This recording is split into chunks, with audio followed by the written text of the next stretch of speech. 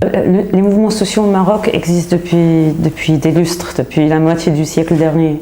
C'est-à-dire qu'il y a depuis toujours des mouvements de femmes qui ont travaillé sur tous les plans, sur le plan du terrain, avec Madame Tout-le-Monde, mais aussi sur le plan légal et judiciaire et tout ça. Et c'est grâce à ça, quelque part, grâce au travail de ces deux composantes du mouvement féministe qu'on est arrivé aujourd'hui à une certaine, disons, émancipation visible, qu'on le veuille ou pas, de la femme, même si elle n'est pas aussi rapide qu'on l'espère. Le problème de la plupart des mouvements, c'est que la plupart des femmes ont travaillé dans le silence pendant très longtemps.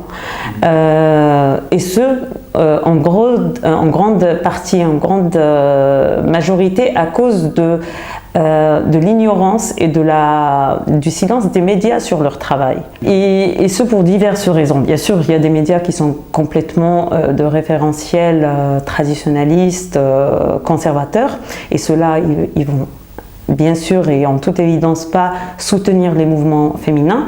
Et puis il y a les mouvements dits progressistes, mais qui pensent toujours, et jusqu'à présent, que les questions féminines et le combat de la femme restent quelque chose de secondaire, que ce n'est pas une priorité.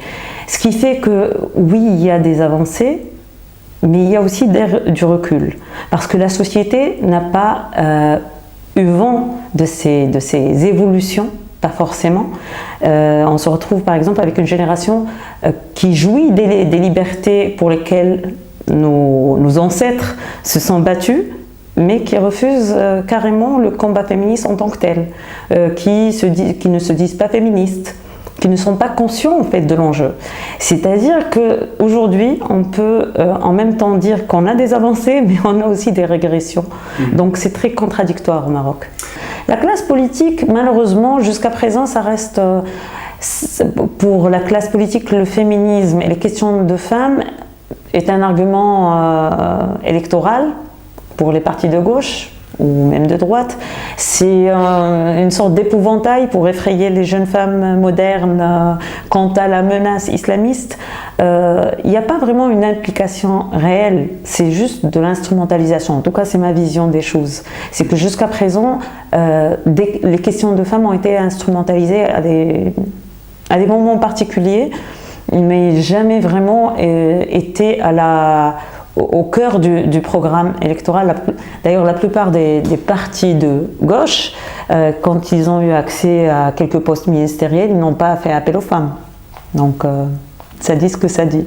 Des questions de féminisme, néo-féminisme, sont amenées sur la place publique quand il y a des drames qui arrivent. Il y a eu Amina Filali, mais il y a aussi beaucoup d'autres histoires liées à des faits divers vraiment tristes et horribles. Et c'est à partir de là qu'on commence à parler. Quand il y a des viols, quand il y a des... Mais je pense que le rôle du journalisme, c'est d'amener ces questions de femmes sans pour autant qu'elles arrivent, et avant même qu'elles arrivent au drame, les amener au quotidien. Alors, je ne parle pas que des journalistes femmes, mais les journalistes en gros. Quand on est progressiste, qu'on a une vision égalitaire, quand on a une vision de droits de l'homme et de valeurs universelles, on ne peut que cautionner et que suivre les mouvements quels qu'ils soient. Le premier obstacle à l'émancipation de la femme, c'est l'économie. À partir du moment où la femme commence à avoir son propre argent, qu'on le veuille ou pas, elle accepte moins l'autorité et la domination masculine.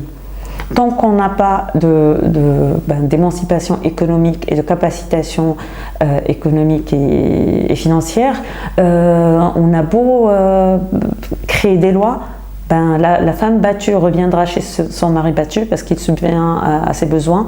La femme violée va se taire parce qu'elle sait très bien qu'il n'y a pas de réforme politique et qu'elle ne peut pas payer un bon avocat.